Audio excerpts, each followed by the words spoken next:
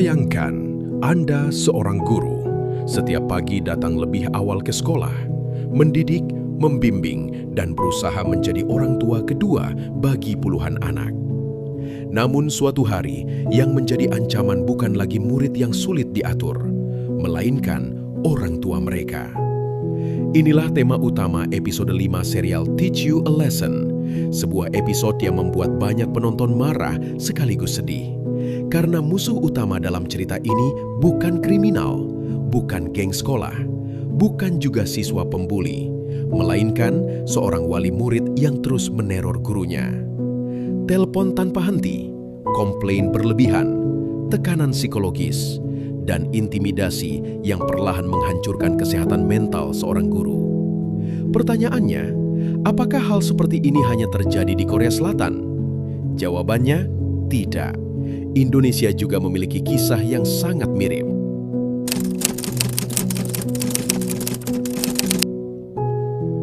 Dulu ketika seorang guru menegur siswa, masyarakat menganggap itu bagian dari pendidikan. Hari ini situasinya berubah. Banyak guru hidup dalam ketakutan. Takut dilaporkan, takut direkam, takut diviralkan, takut dipolisikan. Bahkan ketika mereka hanya menjalankan tugas mendidik. Akibatnya, muncul fenomena yang disebut banyak pengamat pendidikan sebagai krisis otoritas guru. Guru tetap memikul tanggung jawab besar, tetapi kewenangannya semakin kecil.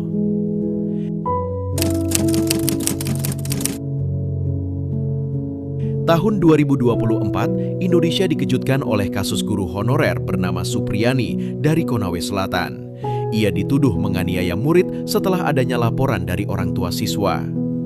Kasus tersebut berkembang menjadi proses hukum panjang dan memicu solidaritas guru di berbagai daerah. Banyak pihak menilai kasus itu menunjukkan betapa rentannya posisi guru ketika berhadapan dengan laporan dari wali murid. Terlepas dari perdebatan mengenai benar atau salahnya tuduhan tersebut, ada satu pertanyaan yang muncul. Jika guru takut menegur murid, siapa yang akan mendidik mereka?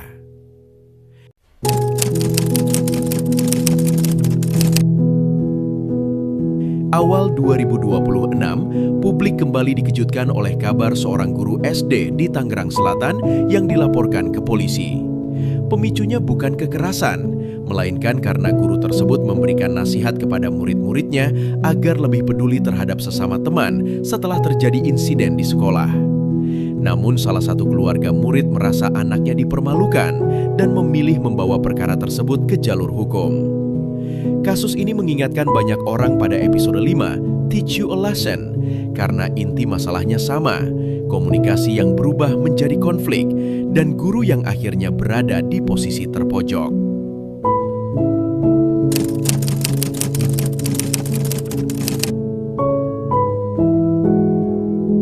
Yang menarik, sebenarnya hukum Indonesia sudah memberikan perlindungan kepada guru.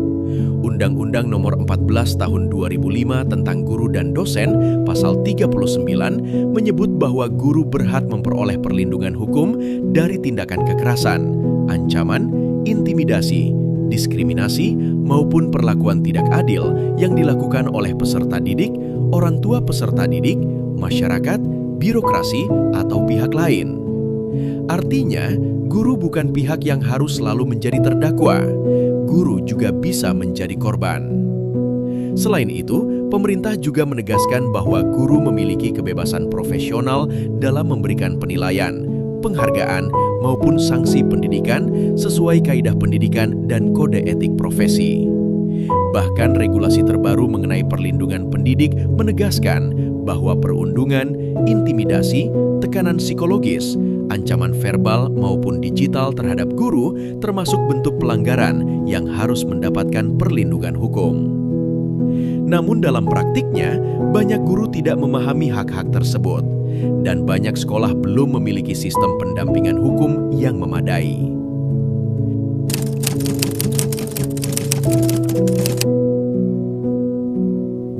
Ada satu pola yang selalu muncul. Ketika anak melakukan kesalahan, sebagian orang tua langsung membela tanpa mencari fakta terlebih dahulu. Kritik kepada anak dianggap serangan terhadap keluarga. Nasihat dianggap penghinaan. Teguran dianggap kekerasan. Padahal pendidikan tidak mungkin berjalan tanpa disiplin. Anak membutuhkan kasih sayang, tetapi mereka juga membutuhkan batasan, dan batasan itu seringkali diberikan oleh guru.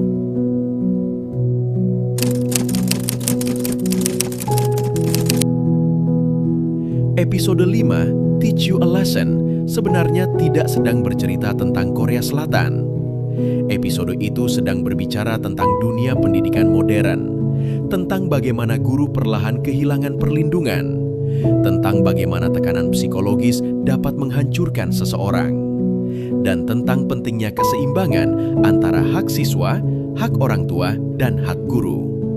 Karena ketika guru terus-menerus takut menjalankan tugasnya, yang kalah bukan hanya guru, yang kalah adalah pendidikan itu sendiri. Seorang guru yang baik tidak selalu menyenangkan. Terkadang mereka harus menegur, terkadang mereka harus melarang, terkadang mereka harus membuat murid tidak nyaman demi kebaikan jangka panjang.